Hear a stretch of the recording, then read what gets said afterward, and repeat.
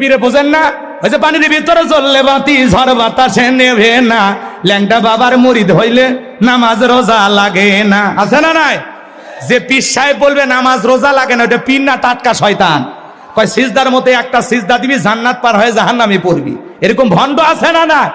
যারা নারী পুরুষ একত্রে হয়ে জিকির করে, লাফালাফি করে, গান গায়, কেরমান কাতিবিন রোজা হাসরের দিন আল্লাহর দরবারে যদি করে অভিযোগ, হায় হায় মাওলার দরবারে যদি করে অভিযোগ, আমি বলবো দুনিয়ায় ছিলাম হেলাল বাবার লোক, আমি বলবো দুনিয়ায় ছিলাম ল্যাংটা বাবার লোক।